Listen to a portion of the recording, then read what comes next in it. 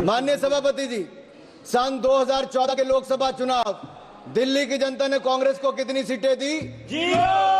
2015 के विधानसभा में कांग्रेस को कितनी सीटें दी? 2019 के लोकसभा में कितनी सीटें दी? 2020 के विधानसभा में कितनी सीटें दी? 2024 के लोकसभा में कितनी सीटें दी?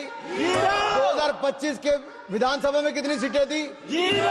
अगर ये जीरो का रिकॉर्ड बनाने का काम किसी ने किया है तो राहुल जी के नेतृत्व में कांग्रेस पार्टी ने किया है। ये दिल्ली वालों ने तो कांग्रेस को बड़ा जीरो दे दिया, अब बंगाल में भी तृणमूल का जीरो होने वाला है। जो लूट और भ्रष्टाचार चारों ओर फैला था, आज उनको बाहर का रास्ता दिखाया है, दिल्ली में कमल का फूल खिला है।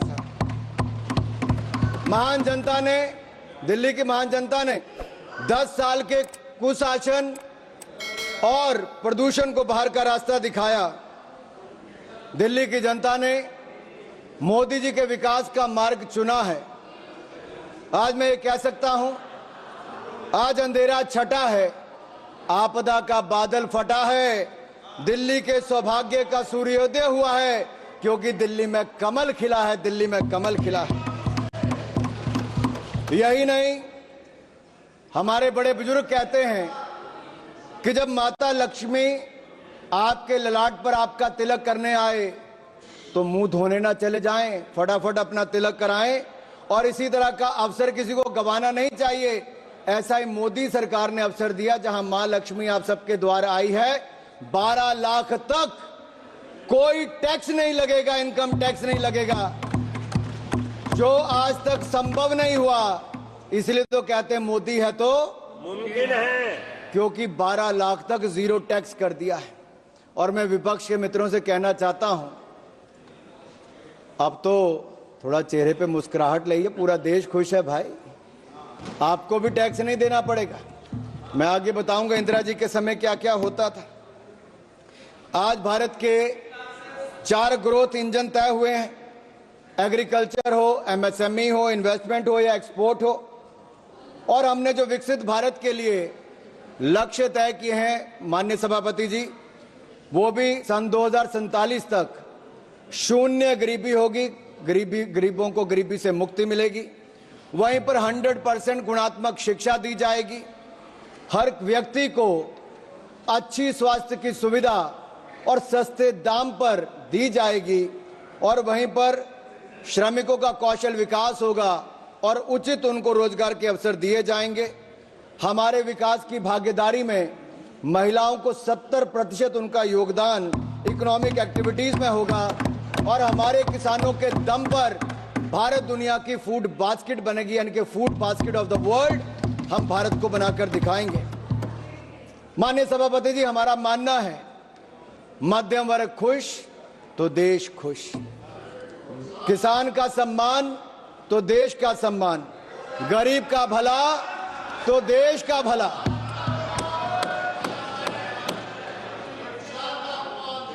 सुनना ही नहीं चाहते सर। सभापति जी, अगर मैंने देश के सम्मान की बात की, गरीब के कल्याण की बात की, मध्यम वर्ग के खुशी की बात की, तो इनको दर्द क्यों हुआ है? क्योंकि 60 वर्षों तक आपने दर्द दर्द और दर्द ही दिया है, और हमने दर्द से मुक्ति दिलाने का काम किया। और वो मोदी जी ने दी मध्यम वर्ग को राहत, तो विपक्ष को हुई आहत। और इनका दर्द दिखाता है, ना इनको मध्यम वर्ग से मतलब है, ना ही गरीब से। और इनका तो वही घिसा पिटा पुराना टेप रिकॉर्ड चल रहा है, कुछ नया तो है ही नहीं, नई सोच नहीं, कुछ नया कहने के लिए नहीं। महोदय,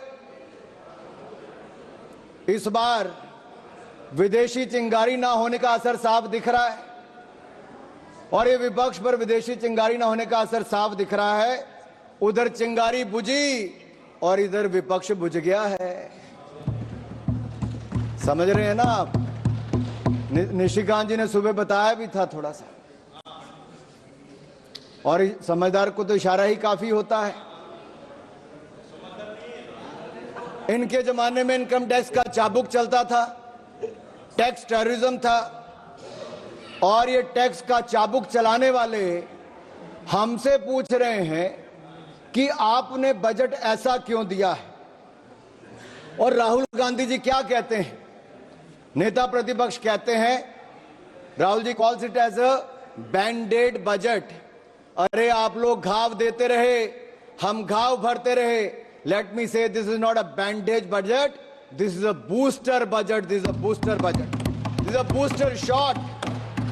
और जो कहते हैं कि पैराडाइम शिफ्ट की बात करते हैं, माननीय सभापति जी मैं कहना चाहता हूं पैराडाइम शिफ्ट तो आया है।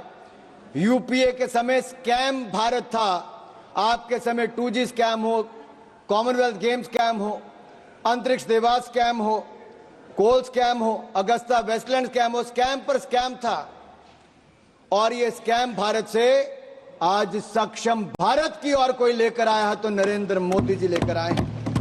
आज हम बात करते हैं एस्पिरेशनल इंडिया की, स्टार्टअप इंडिया की, विकसित इंडिया की, खेलो इंडिया की।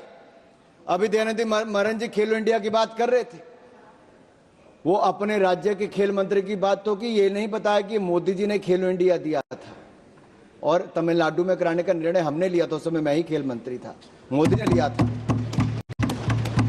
And let me say this to each and everyone, aspirational India will not sit until we make India विकसित। और ये विकसित भारत हम बनाकर रहेंगे। हमारी एक नहीं अनेक योजनाएं उसी दिशा में है। कांग्रेस के समय जब बजट था तो एक फैमिली के वेलफेयर के लिए था, आज मोदी सरकार का बजट नेशनल वेलफेयर के लिए, नेशनल वेलफेयर के लिए। इनके लिए परिवार प्राथमिकता थी, हमारे लिए देश प्राथमिकता है। और इसीलिए आज लगातार हम लोग आगे बढ़ रहे हैं। मुझे पता है आप लोग मिडिल क्लास के नाम पे आपके चेहरे पे दर्द क्यों दिखा। ये दर्द जो झलका है ना साहब इनका, इनके लिए मिडिल क्लास के वर्ग, टैक्स पेयर, इनकी तिजोरी भरने वाला था। टैक्स तो मिडिल क्लास देता था, घोटालों में कांग्रेसी पैसा खा जाते थे, एक के बाद दूसरा स्कैम करके दिखाते थे। इन लोगों के लिए मिडिल क्लास इनकी तिजोरी भरने वाला है। हमारे लिए मोदी जी के लिए मिडिल क्लास ग्रोथ पार्टनर है, देश के विकास का भागीदार है। इनके समय टैक्स टेररिज्म था, टैक्स कलेक्शन, उस पर प्रेशर बनाया जाता था। हमारे समय टैक्स में राहत दी जाती है और साथ ही साथ टैक्स कलेक्शन बढ़ाकर भी दिया जाता है। One nation one tax, GST लाने का किसी में दम था तो प्रधानमंत्री नरेंद्र मोदी जी लेकर आए। आज रिकॉर्ड जीएसटी कलेक्शन है साहब, 1,75,000 करोड़ रुपया औसतन हर महीने का टैक्स कलेक्शन है। उसका सबसे बड़ा लाभ राज्य की सरकारों को मिल रहा है।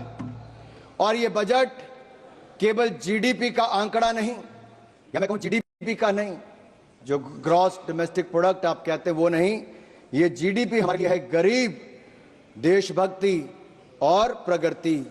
जीडीपी गरीब, देशभक्ति और प्रगति इनके लिए है। मिडिल क्लास का पैसा अब कांग्रेस के खाते भरने के लिए नहीं, मिडिल क्लास के अपने खाते में जाएगा। क्योंकि मिडिल क्लास के भाई और बहनों, अब आपको 12 लाख तक कोई टैक्स नहीं देना पड़ेगा, आपको टैक्स मुक्त कर दिया जाएगा। राहुल जी जीरो चेक कर लीजिए, 1 0 और भी है। अच्छा सुप्रिया जी नहीं दिखाता, चलो सुप्रिया जी ने कहा मैं नहीं दिखाता। ये कांग्रेस की सीटों की बात नहीं है, मैंने छोड़ दिया सुप्रिया जी। सुप्रिया जी वो रेफरेंस सुप्रिया जी अगर आपको लगता है कि हमने मध्यम वर्ग के लिए 0% टैक्स किया है 12 लाख तक, अगर आपको लगता है दर्द हुआ है, आपको इससे खुशी नहीं है, तो आपकी खुशी से ज्यादा हमें देश के करोड़ों मध्य वर्ग के चेहरे पे खुशी दिखती है, क्योंकि ये देश के विकास में एक बड़ा योगदान देने वाली।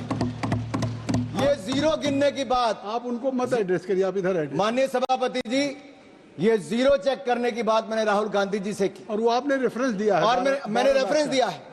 और मैं आप सबके सामने पूछ, माननीय सभापति जी, सन 2014 के लोकसभा चुनाव दिल्ली की जनता ने कांग्रेस को कितनी सीटें दी? 0। 2015 के विधानसभा में कांग्रेस को कितनी सीटें दी? 0। 2019 के लोकसभा में कितनी सीटें दी?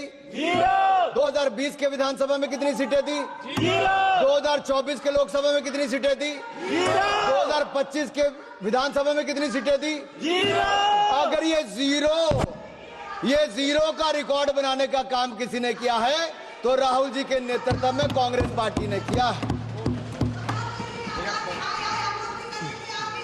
आप नहीं, nothing will go on record, nothing will go on